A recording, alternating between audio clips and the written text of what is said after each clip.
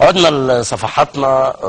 سيادة اللواء فؤاد علام الخبير الأمني وكيل مباحث أمن الدولة السابق، الأستاذ حافظ أبو سعدة رئيس المنظمة المصرية لحقوق الإنسان. أنا عملت لنفسي يوم خصم لأن أنا قلت على الأستاذ حافظ أبو سعدة الأمين العام للمنظمة، لكن هو اترقى دلوقتي بقى رئيس المنظمة.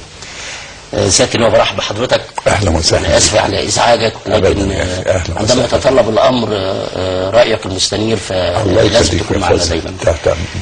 على حضرتك تابعت الكلام اللي انا كنت بقوله قبل الفاصل عن خالد محمد سعيد والقضيه بصفه عامه. كان في حديث شيق مع الاستاذ حافظ انما استمعت الى جزء منه. استمع. انت شايف حضرتك الامر ازاي بتاع خالد؟ يعني القضيه برمتها حضرتك توصفها بايه؟ هل خالد قتل؟ هل خالد على حسب الروايات طبعا اللي بتتقال، هل ما ينفعش ان احنا نتكلم عن الموضوع الا ما يطلع تقرير النيابه؟ المظاهره اللي حصلت النهارده في منطقه قدام وزاره الداخليه، الحساسيه وزاره الداخليه في الموضوع، يعني في كلام الحقيقه كتير بيتقال. البعض بيزج بوزاره الداخليه فيه، والبعض بيقول وزاره انه سيدي جابر، اسم شرطه سيدي جابر كان مخطئ جدا في التعامل مع الولد وهو فعلا اللي قاتل. في حكايات في هذا الموضوع. من متابعه حضرتك يعني راي حضرتك في الموضوع ايه؟ رايي ان المشكله مش مقتل خالد سعيد او اي حد تاني. المشكله اخطر واكبر بكثير جدا من هذا. مما لا شك فيه ان احنا كلنا بنشعر ان هناك حاله احتقان شديده في المجتمع المصري. احتقان سياسي بالدرجه الاولى، احتقان اجتماعي بالدرجه الاولى، احتقان اقتصادي. الناس يعني بتضجر من كثير من المشاكل التي لم تحل ولا تحل. دي ولدت نوع من الكراهيه الى جانب اسباب اخرى ساهم فيها الإعلام بقدر كبير في تصوير جهاز الشرطة وجهاز الأمن أنه جهاز يعني صوروه أنه هو ضد الشعب، وده مفهوم ما هو صحيح ومش سليم، مفهوم خاطئ 100%. لأنه لا يعني هو الجهاز الأمني ما هو ابن الشعب، ما اخوك واخويا وابني وابن عمي وابن اخويا. مش ممكن هنكون مش عاوزين نوصل الى حاله ان احنا نتناحر زي ما حاصل النهارده بين فئات كثيره وبعضيه بدون اي اسباب. انما للاسف الشديد نتيجه هذه الحاله من الاحتقان بقى في شعور شديد جدا ضد الدوله ككل بمؤسساتها كلها. وللاسف الشديد انه يمكن مش قادر اقول لك جميع، انما الغالبيه العظمى من السلبيات اللي موجوده بيتحملها جهاز الامن وهو ليس مختص بهذا. يعني ادي لك مثل عشان الصوره تبقى واضحه. نذكر من قبل حوالي سنتين المشكله بتاعت عمال المحله الكبرى. دي مشكله ماليه 100%، مساله فئويه، ناس بتطالب بمجموعه من الحقوق. حصل نوع من الاهمال الشديد لتقدير الكلام اللي هم بيقولوه ولم تحل مشكلتهم. ترك الامر الى حد انهم خرجوا عشان يعتصموا. جهاز الشرطه للاسف الشديد عندما يكلف بالمواجهه ما بقاش قدامه غير اسلوب واحد، ان هو يمنع الاخطار الامنيه بكل الوسائل الممكنه والغير ممكنه. بهذه الصوره بيحصل الصراع. طب ده الفرق ما بين المحله والفرق ما بين مواطن موجود في مكان بيلعب جيمز او بيلعب اي حاجه، وصاحب المكان نفسه صاحب السايبر وكل الزملاء اللي كانوا موجودين بيؤكدوا انه 2 من المخبرين دخلوا وايدوا ايده من وراء وضربوه. كنت هتختصر هذه القضيه على هذا الموضوع، انا بقول لك نظره شامله للاسباب اللي مخليه يبقى فيه شعور. انا اؤكد لك ان الحقيقه في التحقيقات وكل من لديه معلومه يمكن ان يتقدم به. انما ان احنا كل واحد يجتهد، اؤكد لك ان جزء كبير مما خرج للراي العام سواء في بعض القنوات الفضائيه او في اي وسائل اعلام، جزء كبير منه غير صادق. من خلال تجربتي على مدى اكثر من 50 سنه في مثل هذه الظروف بيبقى في ناس متطوعين كثير، نتيجه حاله الاحتقان اللي انا بقول لحضرتك عليه هيحملوا جهاز الامن. قد يكون في خطا من جهاز الامن، انما لا يمكن التستر عليه. يعني انا هقول لك مثلا، حضرتك بتتكلم عن 2 مخبرين لهم مصالح معينه، هل الدوله هتتستر على 2 مخبرين ولا تتستر على اكثر من 50 ضابط موجودين في السجن حاليا ارتكبوا تجاوزات؟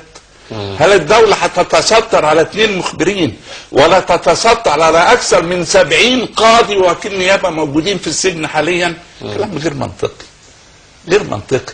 الدولة لا تتستر على هذا. يمكن في اخطاء، انما يجب ان احنا نخضع للقانون، وكل من لديه معلومة مؤكدة يتفضل يتقدم. طب ليه كل اللي طلعوا في القنوات الفضائية دي ما راحوش النيابة وقالوا أقوالهم؟ ما قالوش شهاداتهم ليه؟ هي مجرد ربما في ناس راحت قالت، لا في ناس من اسكندرية حد قال لي لا. حتى هذه اللحظة الذي أعلمه إن التحقيقات كلها أثبتت الواقع اللي خرجت في بيان وزارة الداخلية. حتى هذه اللحظة لم يتقدم مواطن واحد، لا أمه زي ما حضرتك قلت ولا أخوه زي ما بعض القنوات الفضائية، ده حد علمي. قد يكون هناك يمكن الأستاذ حافظ يتابع أكثر مني، إنما حد علمي أن التحقيقات حتى هذه اللحظة تؤكد الواقع التي خرجت في بيان وزارة الداخلية.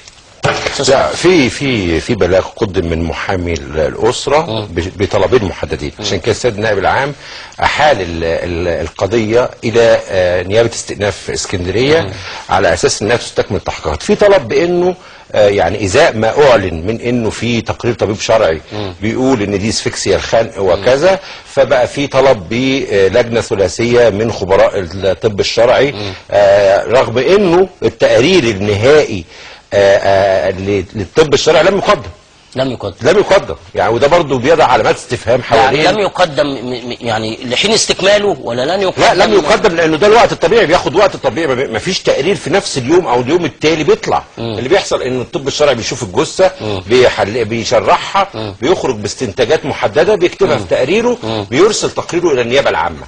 لا احد يعلم ما هو مضمون التقرير غير النيابه العامه. لذلك انا بقول ان حتى المعلومات اللي صدرت عن المصدر المسؤول في وزاره الداخليه ما كانتش صحيحه، لانه طبعا لما يقول لي انه الطب الشرعي بيقول كذا كذا كذا ويكون التقرير لسه لم يقدم، ده معناه انه ما يعرفش، انه ده يعني نوع من التكهن. يا فندم ممكن يعني سياده اللواء ممكن الداخليه تطلع بيان غير صحيح؟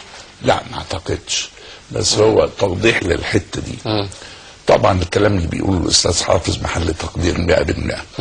الطبيب الشرعي لازم ياخد وقته بالكامل علشان يطلع تقرير، انما احيانا عندما تكون القضيه محتاجه لنوع من توجيه هذا. يعني انا اذكر كان عندي قضيه سنه 58 قبل ما تتولد القضيه دي كان قتيل عثر عليه في احدى البواخر في مدينه السويس، وكانت مسألة محيرة لأنه كانت الجمجمة متهتكة بشيء غير عادي، وكان التصور يقول إن لازم يكون في طلق ناري، إنما مش لاقيين أثار للطلق الناري. هنا الطب الشرعي يوجه رجال الأمن، خد بالك ده ما فيش عملية تشير إلى استخدام الطلق الناري، إنما ما يقدرش يقول له التقرير بيقول 1 2 3 4 إلا بعد استكمال الفحص. إنما حتى يوجه الرجل الأمن للاتجاه الصحيح يمكن أن يشير إليه بمثل هذه التوجيهات. يعني ما فيش تقرير في الحقيقة، يعني عشان بس ممكن يبقى فيه بعض التكهنات أو يعني تصريحات. طب هل الداخلية تطلع تكهنات؟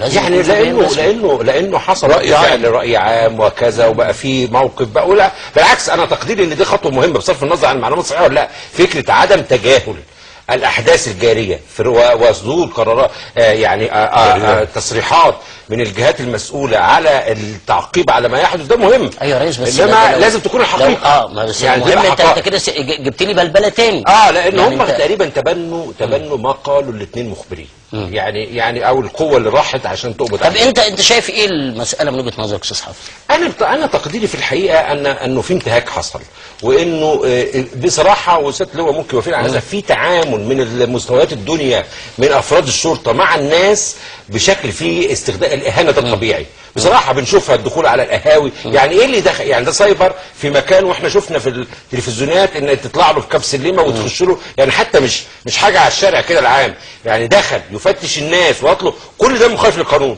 تفتيش الناس لابد من اذن فيه، فالقبض على الناس. انا بتكلم على روايه تقريبا كل الناس اللي موجودين في السايبر او في المحيطين بيه قالوا بيها، ودول هيروحوا يقولوا كلامهم قدام النيابه العامه، وفي طلب لحمايتهم عشان ما تعرضوش لاي ضغط من قسم الشرطه. وفي الحقيقه انا تقديري، انا موافق سياده اللواء انه في احاله للضباط في قضايا تعذيب تمت من سنه 2000 لغايه دلوقتي، عندنا عدد كبير من الحالات. هل عددهم محدد؟ لا يعني في حدود حتى ضابط محبوسين. لا مش كلهم في التعذيب، بس في حوالي في قضايا مختلفه. في قضايا مختلفه. انا بقول لك ما فيش تستر على اي حاجه. انما في الحقيقه في موضوع التعذيب احنا عايزين اراده سياسيه واضحه لمكافحه التعذيب. طب ال 40 ضابط دول او ال 50 ضابط دول